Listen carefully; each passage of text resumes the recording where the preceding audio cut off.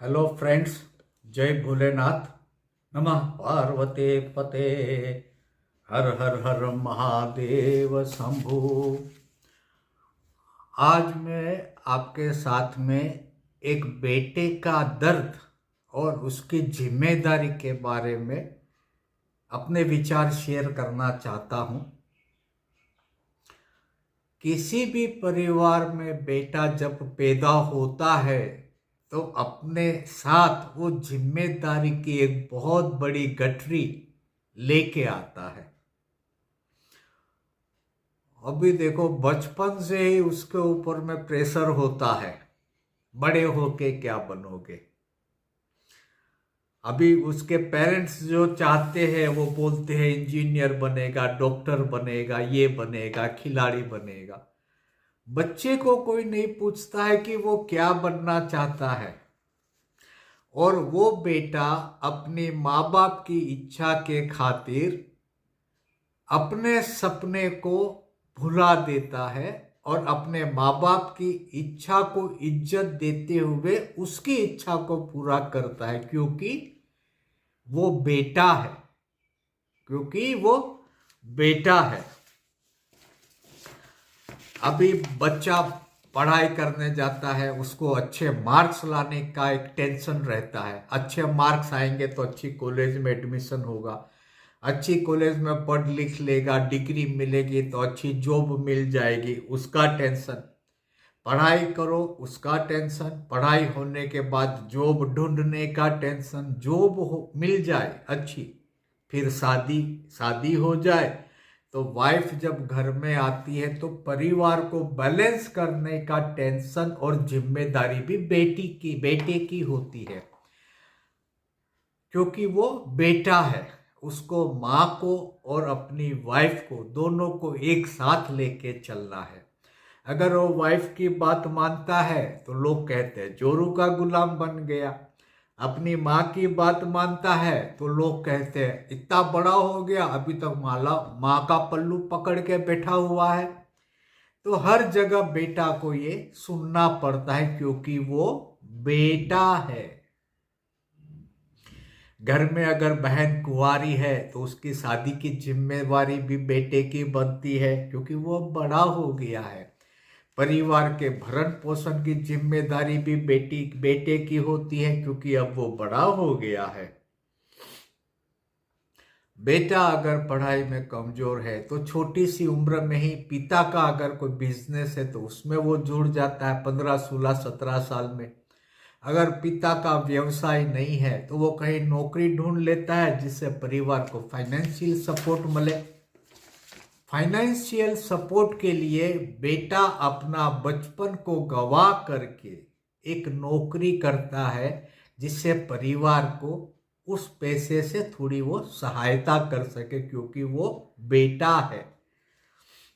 अभी बेटा जहां जॉब करता है वहां पे भी बहुत सारे चैलेंजेस वो फेस करता है। अपने को जो उनके साथ में काम करने वाले वर्कर या स्टाफ होते हैं उनकी ईर्ष्या जलन का वो शिकार बनता है। अपने बॉस की डांट डपट सुननी पड़ती है। सुबह में टिफिन लेके निकल जाता है बेटा, रात को घर आता है, वही टिफिन का 1:30-2 बजे, 8 बजे का बनाया हुआ 2 बजे खाना खाता है, क्योंकि उसके ऊपर में परिवार की जिम्मेदारी है, क्योंकि वो बेटा है। अभी घर में कहीं से भी किसी भी तरह की तकलीफ आई तो उसको सल्टाने की जिम्मेदारी भी बेटा की ही होती है, चाहे उसके लिए उसको कुछ भी करना पड़े, क्योंकि वो बेटा है। इन सब के बावजूद, इतनी तकलीफ होने के बावजूद भी वो हंसते हुए, मुस्कुराते हुए सबके साथ मिलता है, सबके साथ बात करता है, और अपने दुख का प्रदर्शन वो किसी के सामने में नहीं करता, क्योंकि वो बेटा है।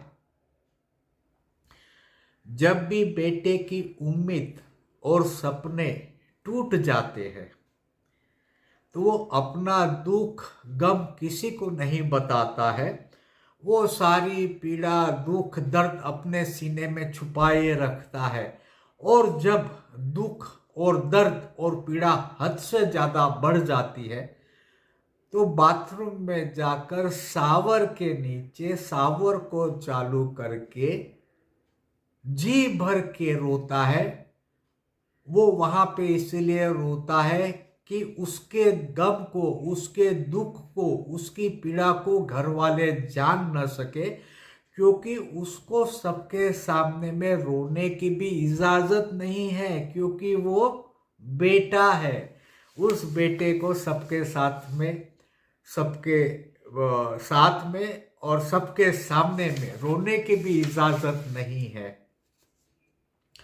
बेटे का जन्म यानी कि एक पिता वापस जन्म लेते हैं और उस बेटे में अपने आप को देखते हैं।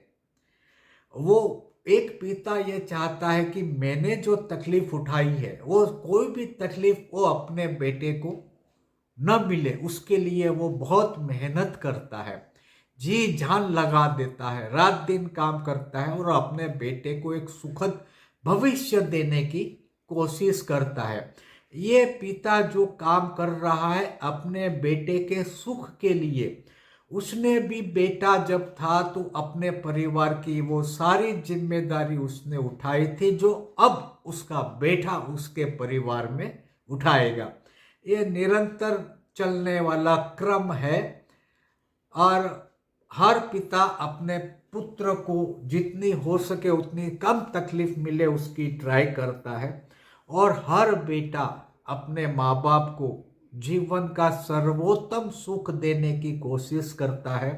वो हर दुख पीड़ा अपने माँ बाप से लेके अपने सिर पे, अपने कंधों पे ले लेता है और अपने माँ बाप को उस दुख और पीड़ा के बारे में जानकारी भी नहीं देता है जिससे उनके माँ बाप को दुख पहुंचे।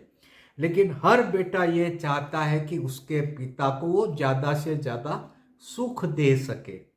ये हर बेटे का सपना होता है। अभी कोई पेरेंट्स माने या ना माने वो बात अलग है, लेकिन हर बेटे का ये सपना होता है कि वो अपने माँ बाप को जीवन की सारी खुशियां देना चाहता है।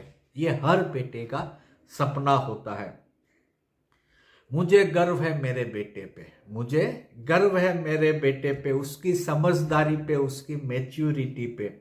इस नन्ही सी उम्र में उसने अपने नाजुक कंधों पे सारी जिम्मेदारी ले ली है और मैंने भी उसको जिम्मेदारी इसीलिए दी है कि वो एक मैच्योर्ड इंसान बन गया है, एक मैच्योर्ड बंदा बन गया है। और मुझे मालूम है मेरा खून है, मेरा खून है, मैच्योरिटी और समझदारी में किसी से कम नहीं होगा मेरा बेटा। इसलिए मेरे बेटे ने वो जब जिम्मेदारी उठाई तो मैंने मना नहीं किया। दुनिया के बीच में जंग लड़ने के लिए निकल गया है और वो 100% विजित होकर ही बाहर निकलेगा। किसी भी परिस्थिति में वो डाउन नहीं होगा। वो जी जान से मेहनत करते हुए वो आगे बढ़ रहा है। मेरा अभिमान है मेरा बेटा, मेरा अभिमान है मेरा बेटा कुणाल, मेरा प्राउड है मेरा बेटा Kunal. I love you my son. मेरा बच्चे को मैं बहुत प्यार करता हूँ। भगवान उसको मेरी भी उम्र दे दे, लंबी उम्र दे, निरोगी उम्र दे, सुखमय समृद्धिमय जीवन दे उसको। अभी कुछ सजेशंस देना चाहता हूँ, एडवाइस नहीं, आप सुन लो बच्चों के बारे में। अगर हो सके तो अपने बच्चों की तुलना कभी किसी और बच्चों के साथ मत करो। भगवान ने आपको जो दिया है वो सर्वोत्तम दिया है और हर बच्चे की अपनी अलग अलग आइडेंटिटी होती है। इसलिए हाथ जोड़ के आपको रिक्वेस्ट है, अपने बच्चों की तुलना किसी के साथ कभी मत करो। अपने बच्चों को कभी ताना ना मारो, कभी टोंटिंग मत करो, उससे उसका दिल टूट जाता है भाई। अपने बच्चों पर कभी हाथ मत उठाओ, उससे बैठ के बात करो, उसको समझाओ, लेकिन कभी हाथ मत उठाओ। अपने बच्चों के सपनों के बीच में कभी रोड़ा मत बनो। उनके अपने सपने हैं, उनको जिस खेल में जाना है, जिस पढ़ाई में जाना है वो उनको करने दो प्लीज। आप बीच में मत आओ, उनको सपनों को मत तोड़ो। बेटा आपका वंश आगे बढ़ाता है, आपका नाम दुनिया में अमर करता है। जन्मों जन्म तक आपका नाम आपके बेटे के कारण लिया जाएगा। इसीलिए बेटे को भरपूर प्यार दो। अपने बेटे को किसी भी तरह की जब भी जिम्मेदारी देते हो तो पहले उसके साथ बात करो, उसके बाद उसको वो जिम्मेदारी दो। आप ही का बेटा और कोई नहीं, आपका ही बेटा हर परिस्थिति में आपके साथ कंधे से कंधा मिलाकर खड़ा रहेगा। इसीलिए हमेशा अपने बेटे को प्यार दो, उनके विचार को सुनो। अगर उनसे कहीं गलती हो रही है तो उनको समझाओ और हमेशा बच्चों को रिस्पेक्ट दो। ठीक है, तो आज के लिए इतना काफ़ी है। रील करीब 10-11 मिनट का हो गया है, ऑलमोस्ट 11 मिनट हो गया है। तो जय भोलेनाथ, नमः पार्वती पते, हर हर हर महादेव शंभो।